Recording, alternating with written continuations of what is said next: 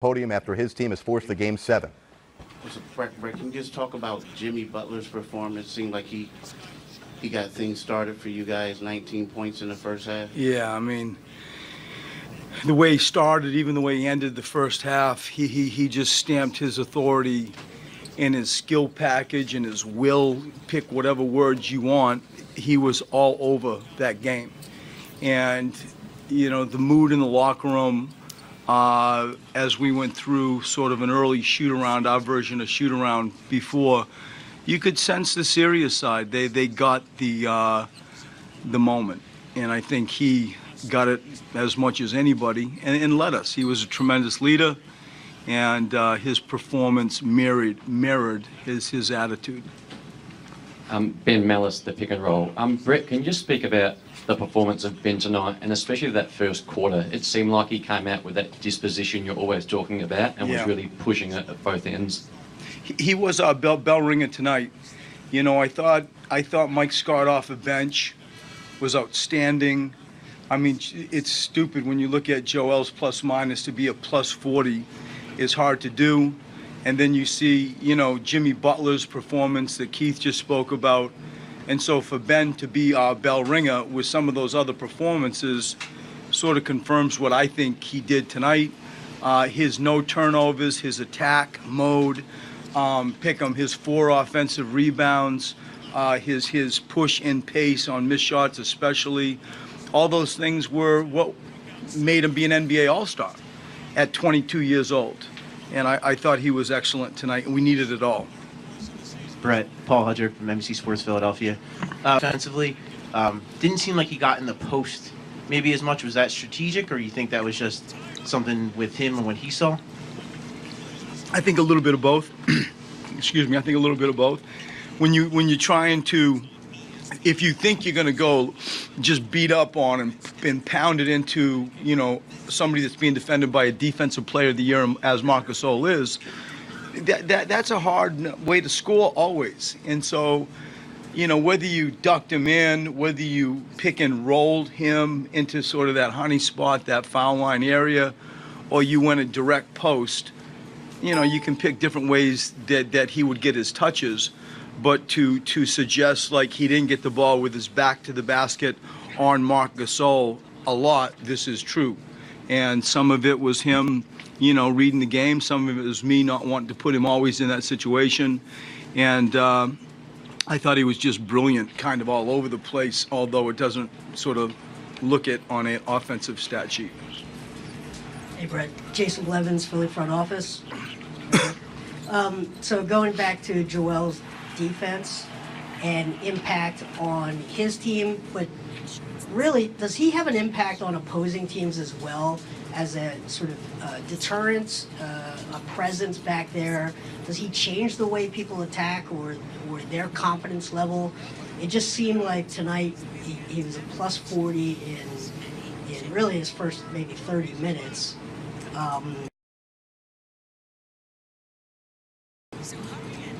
There seems to be an ebb and flow when he's in the game and when he's not in the game.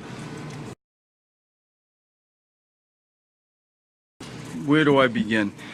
So your question kind of surprises me because it's clear the impact he has on the game.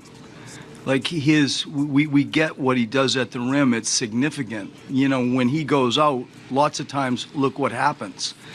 And so, of course, like, you know, he's got an incredible defensive impact on a game. If you're looking at sort of people behind you, if you're Pick'em, Kawhi, Kyle, whatever, if you see him, you're probably going to think a little bit more about what you want to do. What's your plan?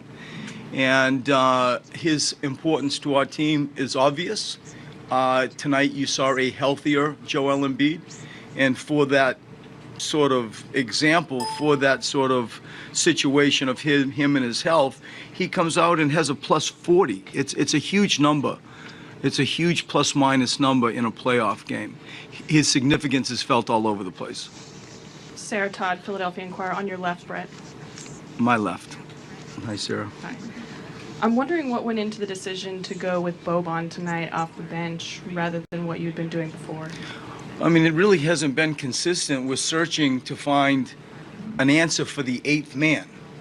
And so, like, we've tried Amir, we've played Furkan earlier, you've played Greg Monroe, who I thought, did okay. And so you're kind of searching a little bit. There wasn't anybody that, like, put their hand up and, like, grabbed that spot. And it didn't help us, obviously. That was a hard 4 minutes for Boban. And I felt like we pivoted out of it quickly, and it could have been a tough environment. But ultimately, we are in pursuit of who is the eighth man. And I'm pausing purposefully. And it's not clear. And so we decided to try Boban, and, the plus minus says what it says, and the game changed quite a bit. And I have to think this through. Like, do you go with 7 players, maybe, or do you just go back to, like, who is the eighth man? And for that reason, we tried to go with Boban and see. And I'll do the same thing as far as thinking who that is for Game 7s, for the next Game 7. Brett, back to Ben for a second. You had obviously defended him over the last couple of days after what happened in Game 5. Do you view tonight as he needed to play better, he played better, he hadn't played well, so now he decided to play better, or is it more kind of a continuum? He's a young developing player, he's going to come around eventually and play a good game, and it's just simply a matter of time. Like that's my answer, Mike. It's not even close. He's 22 years old, and his game, as he grows his shot and tries to get a better command of his position and deals with, the stage of the NBA playoffs, shame on us for thinking like he's going to be all day, every day. Here he is, and he's just going to go knock it out of the park. Like, it's just not fair. So what he did today was lots of the reasons he was an NBA All-Star at age 22 as an NBA point guard with the ball. And I thought that on missed shots and him pushing it, he was really good. I thought him getting us organized out of our offense after they made a shot was really good. I really loved his no turnovers, and I really loved his offensive rebounds. I thought those two things, amongst all those comments I just made, are what stood out the most. And to your original point, it's the evolution of a 22-year-old 6'10" point guard that used to be a college four-man. I see it very clearly. Last one. Brett, is this what you think they brought Jimmy here for? Doing what he's done in this series, doing what he did in a closeout game tonight? And is this what a max contract guy does?